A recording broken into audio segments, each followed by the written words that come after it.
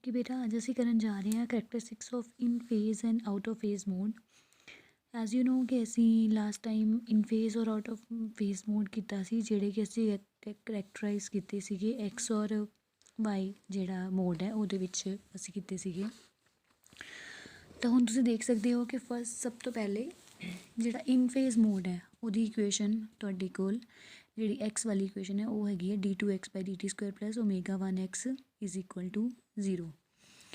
ਹੁਣ ਕਿਉਂਕਿ ਐਕਸ ਜਿਹੜਾ ਉਹ ਐਗਜ਼ਿਸਟ ਕਰ ਰਿਹਾ, ਕਿਉਂਕਿ ਐਕਸ ਐਗਜ਼ਿਸਟ ਕਰਦਾ ਹੈ ਤਾਂ ਵਾਈ ਨੂੰ 0 ਹੋਣਾ ਪਏਗਾ। ਸਿਮਿਲਰਲੀ ਜਿਵੇਂ ਲਾਸਟ ਟਾਈਮ ਅਸੀਂ ਇੱਕ ਜਿਹੜਾ ਪਿਛਲਾ ਆਰਟੀਕਲ ਹੈ, ਅਗਰ ਤੁਹਾਨੂੰ ਮੈਂ ਯਾਦ ਕਰਵਾਵਾਂ ਕਿ ਤੁਸੀਂ ਇਹ ਜਿਹੜਾ ਸੀਗਾ ਜੇ ਤੁਸੀਂ ਸੋਲਿਊਸ਼ਨ ਨਿਕਾਲਿਆ ਇਨ ਫੇਜ਼ ਔਰ ਆਊਟ ਆਫ ਫੇਜ਼ ਮੋਡ ਦਾ, ਉਹਦੇ ਵਿੱਚ ਜੇ ਤੁਸੀਂ ਇੱਕ ਐਕਸ ਲਿਆ ਹੈ ਤਾਂ ਵਾਈ ਨੂੰ ਤੁਸੀਂ 0 ਕੀਤਾ ਹੈ, ਜਦੋਂ ਤੁਸੀਂ ਵਾਈ ਲਿਆ ਹੈ ਤਾਂ ਐਕਸ ਨੂੰ 0 ਕੀਤਾ ਹੈ। ਸਿਮਿਲਰਲੀ ਮੈਂ ਇੱਥੇ ਵੀ ਮਤਲਬ ਇਹ ਬੇਸਿਕਲ ਜਿਹੜੇ ਕਰੈਕਟਰਿਸਟਿਕਸ ਨੇ ਉਹ ਸਾਰੇ ਜੋ ਅਸੀਂ ਚੀਜ਼ਾਂ ਪਿੱਛੇ ਕੀਤੀਆਂ ਨੇ ਉਹਨੂੰ ਸਮ ਅਪ ਕਰਦੀਆਂ ਨੇ। ਤਾਂ ਅਗਰ ਵਾਈ 0 ਹੈ ਤਾਂ ਐਕਸ ਜਿਹੜਾ ਉਹ ਵਾਈ ਦੇ ਇਕੁਅਲ ਹੋ ਗਿਆ। ਇਹਦੇ ਵਿੱਚ ਇਹਦਾ ਮਤਲਬ ਇਹੀ ਹੈ ਕਿ ਡਿਸਪਲੇਸਮੈਂਟ ਆਫ ਬੋਥ ਮਾਸਿਸ ਜਿਹੜਾ ਉਹ ਸੇਮ ਹੈਗਾ, ਮੈਗਨੀਟਿਊਡ ਵੀ ਅਤੇ ਡਾਇਰੈਕਸ਼ਨ ਦੇ ਵਿੱਚ ਵੀ। ਤਾਂ ਇਹ ਹੋ ਗਿਆ ਇਨ ਫੇਜ਼ ਮੋਡ। ਉਸ ਤੋਂ ਬਾਅਦ ਜਿਹੜਾ ਐਂਪਲੀਟਿਊਡ ਹੈ ਉਹ ਵੀ ਅਸੀਂ ਇਹਦੇ ਨਾਲ ਜਿਹੜਾ ਉਹ ਦੱਸਦੇ ਹਾਂ। ਸ਼ੇਪ ਜਿਹੜੀ ਹੈ ਉਹ ਉਹਦੀ +1 ਹੈ, ਕਿਉਂਕਿ ਐਕਸ ਜਿਹੜਾ ਉਹ ਵਾਈ ਦੇ ਇਕੁਅਲ ਹੈ, ਤਾਂ x/y ਜਿਹੜਾ ਹੈ ਉਹ 1 ਹੋ ਜਾਏਗਾ, ਤੁਹਾਡਾ +1। ਔਰ ਇਸ ਮੋਡ ਨੂੰ ਐਕਸਾਈਟ ਕਰਨਾ ਹੋਏ ਤਾਂ ਦੋਨੋਂ ਮਾਸਿਸ ਨੂੰ ਇੱਕ ਸਾਈਡ 'ਤੇ ਅਸੀਂ ਲੈ ਕੇ ਜਾਣਾ ਬਾਈ ਦ ਸੇਮ ਅਮਾਊਂਟ, ਠੀਕ ਹੈ ਨਾ। ਉਹ ਦੋਨੋਂ ਸੇਮ ਡਾਇਰੈਕਸ਼ਨ ਦੇ ਵਿੱਚ ਸੇਮ ਸਾਈਡ 'ਤੇ ਜਾਣੇ ਚਾਹੀਦੇ ਹੈ, ਤਾਂ ਹੀ ਇਨ ਫੇਜ਼ ਮੋਡ ਜਿਹੜਾ ਹੈ ਉਹ ਤੁਹਾਡਾ ਐਗਜ਼ੀਕਿਊਟ ਹੋਏਗਾ। ਹਰ ਕੋਈ ਜਿਹੜਾ ਪੈਂਡੂਲਮ ਹੈ ਉਹ ਸਿੰਪਲ ਹਾਰਮੋਨਿਕ ਆਸਲੇਸ਼ਨ ਜਿਹੜੀ ਆ ਉਹ ਇਸ ਫ੍ਰੀਕੁਐਂਸੀ ਜਿਹੜੀ ਆ ਉਹ ਕਰੇਗਾ।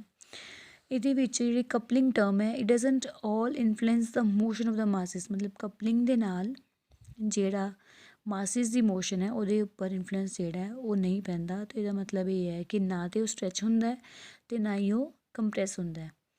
ਅਤੇ ਇਸ ਲਈ ਡਿਸਟੈਂਸ ਹੈ, ਦੇਖੋ ਨਾ, ਅਗਰ ਇਹਨਾਂ ਦੇ ਉੱਪਰ ਕੋਈ ਫਰਕ ਨਹੀਂ ਪੈ ਰਿਹਾ ਤਾਂ ਇਹਦਾ ਮਤਲਬ ਇਹ ਜਿਹੜੀ ਚੀਜ਼ ਹੈਗੀ ਹੈ ਇਹ ਨਾ ਤਾਂ ਇਨਕਰੀਜ਼ ਹੋ ਰਹੀ ਹੈ ਜਾਂ ਨਾ ਹੀ ਡਿਕਰੀਜ਼ ਹੋ ਰਹੀ ਹੈ। ਅਗਰ ਇਨਕਰੀਜ਼ ਹੋਏਗੀ ਤਾਂ ਐਕਸਪੈਂਡ ਹੋਏਗਾ, ਡਿਕਰੀਜ਼ ਹੋਏਗੀ ਤਾਂ ਕੰਪਰੈਸ ਹੋਏਗਾ। ਤਾਂ ਇਸ ਲਈ ਇਹ ਜਿਹੜਾ ਡਿਸਟੈਂਸ ਹੈਗਾ between the two masses it remains unchanged, ਮਤਲਬ ਇਹ ਕੌਂਸਟੈਂਟ ਜਿਹੜਾ ਉਹ ਤੁਹਾਡਾ ਉਹ ਰਹਿੰਦਾ ਹੈਗਾ। ਇਹ ਇੱਕ ਤੁਹਾਨੂੰ ਦੱਸਿਆ ਹੋਇਆ ਇਹਦੇ ਵਿੱਚ। ਐਕਸ ਜਿਹੜਾ ਹੈ ਉਹ ਸਿੰਪਲ ਹਾਰਮੋਨੀਕਲੀ ਵੇਰੀ ਕਰਦਾ ਹੈ, ਅਤੇ ਐਕਸ ਨੋਟ ਜਿਹੜਾ ਉੱਥੇ ਤੁਹਾਡਾ 2a ਹੈ। ਜਦੋਂ ਤੁਸੀਂ ਇਹਦਾ ਸੋਲਿਊਸ਼ਨ ਨਿਕਾਲਿਆ ਸੀ ਉਸ ਟਾਈਮ 'ਤੇ ਅਸੀਂ ਇਹ ਚੀਜ਼ ਹੈ ਉਹ ਕੀਤੀ ਸੀ। ਐਕਸ ਨੋਟ ਅਗਰ 2a ਹੈਗਾ ਤਾਂ a ਦੀ ਵੈਲਿਊ x0/2 ਆ ਗਈ, ਠੀਕ ਹੈ ਜੀ। ਉਸ ਤੋਂ ਬਾਅਦ both pendulums pass through their mean position through either of the extreme position simultaneously, ਮਤਲਬ ਜਾਂ ਤਾਂ ਮੀਨ ਪੋਜੀਸ਼ਨ 'ਤੇ ਹੋਣਗੇ ਜਾਂ ਦੋਨੋਂ ਐਕਸਟ੍ਰੀਮ 'ਤੇ ਹੋਣਗੇ, ਸੇਮ ਟਾਈਮ 'ਤੇ ਹੋਣਗੇ। ਉਸ ਤੋਂ ਬਾਅਦ ਆਉਂਦਾ ਤੁਹਾਡਾ ਆਊਟ ਆਫ ਫੇਜ਼ ਮੋਡ। ਉਹਦੇ ਵਿੱਚ ਤੁਸੀਂ ਵਾਈ ਵਾਲੀ ਇਕੁਏਸ਼ਨ ਲਓਗੇ, ਐਕਸ ਵਾਲੀ ਨਹੀਂ ਲਓਗੇ। ਤਾਂ ਇਹਦੇ ਲਈ ਓਸੀਲੇਟਰ ਸਿਸਟਮ ਦਾ ਬਿਹੇਵੀਅਰ ਜਿਹੜਾ ਉਹ ਐਕਸ ਨੂੰ 0 ਕਰਕੇ ਤੁਹਾਡੇ ਕੋਲ ਆਏਗਾ। ਅਤੇ ਇਹਦਾ ਮਤਲਬ ਹੈ x + y = 0। ਤਾਂ ਇੱਥੋਂ ਤੁਸੀਂ ਪਤਾ ਕਰ ਸਕਦੇ ਹੋ ਕਿਹੜਾ ਐਕਸ ਹੈ ਉਹ ਨੈਗੇਟਿਵ ਆਫ ਵਾਈ ਦੇ ਇਕੁਅਲ ਆਏਗਾ ਇੱਥੇ।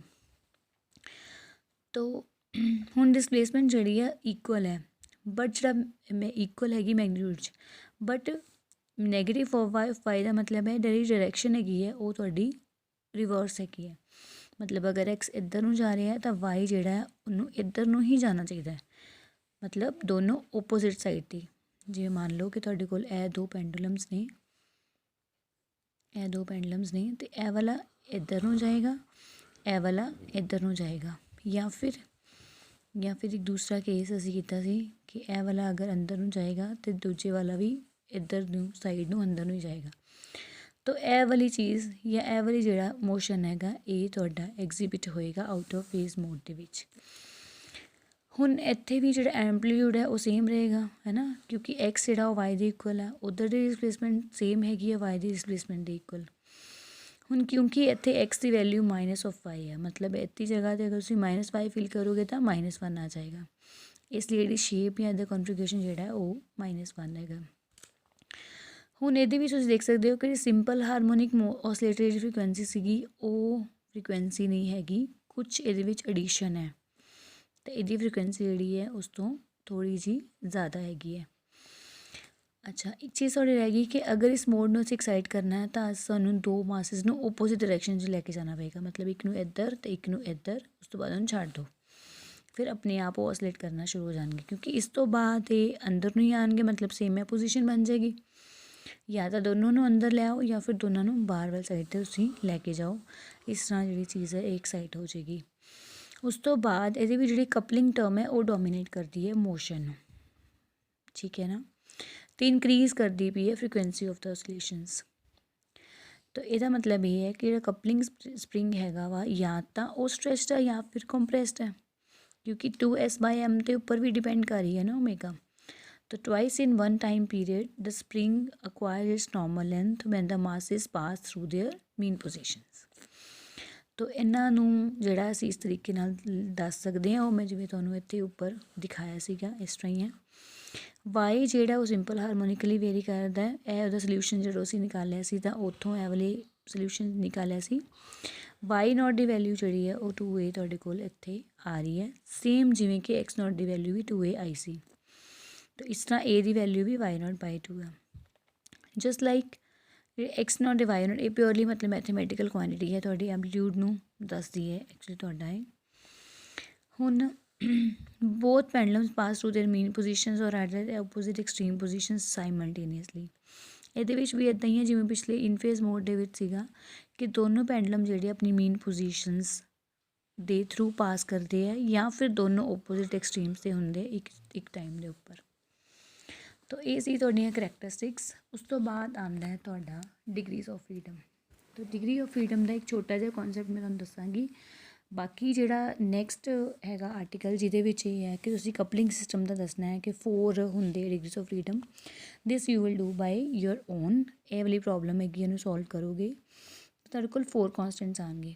तो उहदे थ्रू तुसीं दसना है कि की तुहाडा किस तरह हैगा। ये जे पूर प्रॉपर सॉल्व कीती हुई है, मैथेमैटिकल पार्ट है। तो ये सारा जिहड़ा है वो तुसीं सॉल्व करके देखना। अगर तुहानूं कोई प्रॉब्लम आती है तो तुसीं पूछ सकते हो।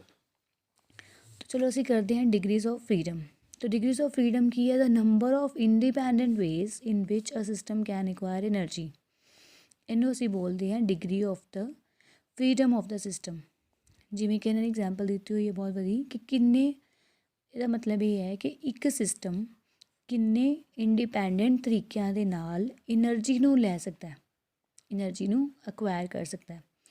तो सिंपल पेंडुलम ਜਿਹੜਾ ਹੈ ਉਹਦੇ ਕੋਲ 2 डिग्रीज ऑफ फ्रीडम ने, क्योंकि या तो ਇਹਦੇ ਕੋਲ पोटेंशियल एनर्जी हो सकती है या फिर ਇਹਦੇ ਕੋਲ काइनेटिक एनर्जी हो सकती है। तो इस तरीके ਨਾਲ ਇਹਦੇ ਕੋਲ 2 डिग्रीज ऑफ फ्रीडम हो गई। Similarly a mass attach to spring, मतलब ਜਿਹੜਾ ਅਸੀਂ मैकेनिकल ऑसिलेटर ਕੀਤਾ ਉਹਦੇ ਕੋਲ भी 2 डिग्रीज ऑफ फ्रीडम ने, ठीक है ना। ਉਹਦੇ ਵਿੱਚ ਵੀ ਤੁਹਾਡੇ ਕੋਲ पोटेंशियल एनर्जी और काइनेटिक एनर्जी है। एक होर ਇਹਦੀ बड़ी ਤੁਸੀਂ ਓਬਵੀਅਸਲੀ ਤੁਸੀਂ ਪੜ੍ਹਿਆ ਹੋਇਆ ਵਾ ਇਲੈਕਟ੍ਰੀਕਲ ऑसिलेटर, ਜਿਹਦੇ ਵਿੱਚ ਤੁਸੀਂ 2 ਤਰ੍ਹਾਂ ਦੀਆਂ ਮਤਲਬ ਕਹਿ ਲਓ एनर्जीज ने कि 2 ਤਰ੍ਹਾਂ ਦੇ इंडिपेंडेंट वेज हैगे आ। या तो ਉਹਦੇ ਕੋਲ इलैक्ट्रिकल एनर्जी हो सकती है या फिर ਉਹਦੇ ਕੋਲ मैग्नैटिक एनर्जी हो सकती है। तो ਇਹ ਜਿਹੜੇ ਜਿੰਨੇ नंबर ऑफ इंडिपेंडेंट वेज ਹੁੰਦੇ ਆ ਉਹਨੂੰ ਅਸੀਂ ਬੋਲਦੇ ਹਾਂ डिग्रीज ऑफ फ्रीडम। तो हुण अगे तुहाडे कोल हैगा है, क्योंकि कपल्ड सिस्टम है तो 2 पेंडुलम्स ने, तो तुसीं यह शो करना है कि इहदी 4 डिग्रीज ऑफ फ्रीडम जिहड़ियां ने वो हुंदियां ने। तो यह वाली एग्जाम्पल जिहड़ी है वो तुहाडी पेज नंबर 13 तो तुसीं शुरू करके तुहाडे इत्थे तक जिहड़ी है वो खत्म हुंदी है। ये पेज नंबर 14 है।